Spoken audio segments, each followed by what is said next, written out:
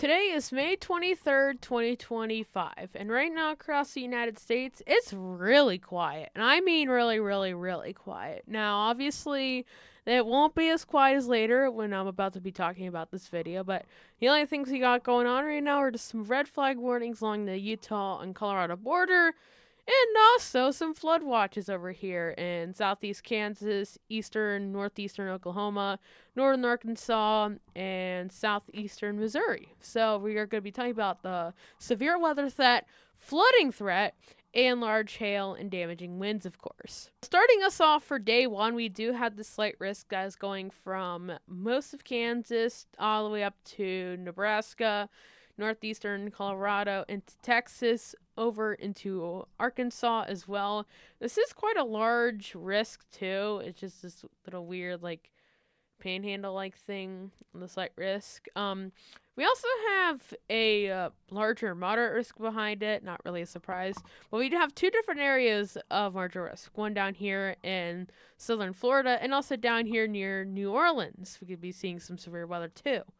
Now, the reason why I'm making this video especially is that we recently did add a 5% chance of a tornado risk up here in northeastern Colorado. Now, this only affects a population of 50,000, but hey, I'm still going to be making a video, okay? I haven't made a video in a couple of days, so we're going to be talking about that too. And then we do have this 2% chance that kind of goes down to the Oklahoma-Arkansas border. So remember, if you're in the screen, always be aware of severe weather. For hail, it's again a little weird. We do have two areas of a hatched risk with our where the slight risk is for severe weather. That's where the hail is. We also have a hatched risk for our little panhandle down here and over here too.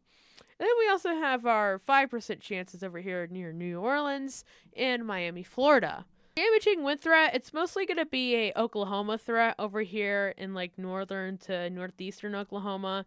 We do have a slight risk still extending up to our little northeastern Colorado spot in southwest Nebraska. Most of Kansas is going to be in this, so definitely be aware. And we still have our same little two areas over here in Louisiana and Florida. Day 3, we do have this slight risk that's going from northern Texas through central to most of Oklahoma and to western Arkansas. I'm not on day 2 because if I were to click on here, it's not going to show on anything here. So I'm going to have to go on WeatherWise real quickly to go over it. But at least expect that if you're kind of in the northern Texas, Oklahoma region. Yeah, day 2, we do have a quite large slight risk, kind of going from, most of Oklahoma, northern Texas, most of Arkansas, northern half of Mississippi, into central Alabama to be seeing that. And our biggest threat that we could be seeing, we will see a tornado threat over here, especially Oklahoma and northern Texas. The wind threat could still be an issue kind of throughout that slight risk area. And then our hail threat, we do have the hatched risk for, again, most of Oklahoma and northern Texas. So beware of that if you're in those regions. Now, for our severe weather risk, this will be happening kind of later on throughout the evening. Probably a lot of this stuff might actually be an overnight event, which could definitely be very dangerous. And we can see in northeastern Colorado, we do seeing some of that cell starting to pop up. And then we see that all of a sudden, we have a whole, combustion of storms over here in southern Missouri that are going to be coming over. And this is especially where we have all of our flooding over here. So you got to beware if you are, kind of around the Joplin, Missouri area.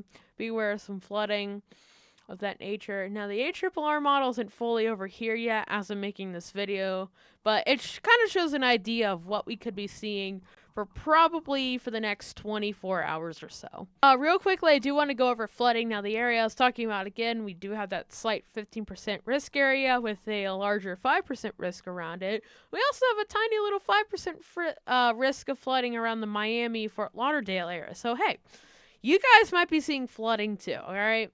Now, day 2, it is still going to be in the same region over here, except it has definitely grown a little bit and is definitely covering the northern half of Arkansas for sure. It will cover the Joplin and kind of the Tulsa areas of this storm, so urban flooding could always be a possible thing. Now, for the Climate Prediction Center, for the 6-day outlook, kind of the western portions and the Midwest could be seeing warmer than average temperatures. While down here in the southeast, besides Florida, we could be seeing cooler than average temperatures. So the Great Lakes and the plains are going to be kind of a battle zone between these temperatures here. So, you know, where I've been living, we've been having, 50s and 40s, and this is the end of May already. We should be expecting, 60s and 70s. So we've definitely been quite on the colder side of things, too. Now, last time when I made a video, they weren't confident, but this time I do see a relative more confidence and still kind of around the same regions. However, I think the cold air is starting to loosen up a little bit.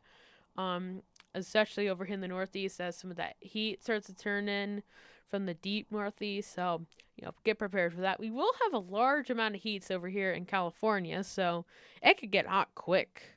6 to 10 day probability of precipitation. I mean, they already, they're pretty confident that there's going to be a lot of rain, lots of amount of precipitation in southeast Texas and southwest Texas, southeast New Mexico. We'll be seeing that. This goes all the way through the southeast to the mid-Atlantic and to the northeast, while our Great Lakes and Midwest regions could be seeing drier than average, precipitation rainfall. And for the 8 to 14, it kind of does the same thing, where around the Great Lakes and this time the Pacific Northwest could be a little bit drier than average. And we can see that the Mid-Atlantic kind of gets cut off, and parts of the Northeast getting cut off, and maybe even some drier than average temperatures starting to sip in from the Midwest and the Great Lakes. So this will definitely be changing for quite a bit.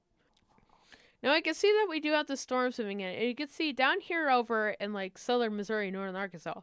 See how much rain that we're getting? The saturated soil. The soil is going to be very saturated throughout here. And a lot of these storms are actually going to be moving towards, the southeast and the mid-Atlantic. So we could get flooding over there too. And this just doesn't seem to be nonstop. This thing just seems to keep going, even after, the 200-hour mark when I'm making this video. So lots of rainfall for sure for kind of the southern Missouri, northern Arkansas thing, all the way up Tulsa. Could see some flooding. So that's going to be it for the weather video. If you guys like to see a new video, make sure you guys like and subscribe, and I'll see you guys in the next one. Goodbye.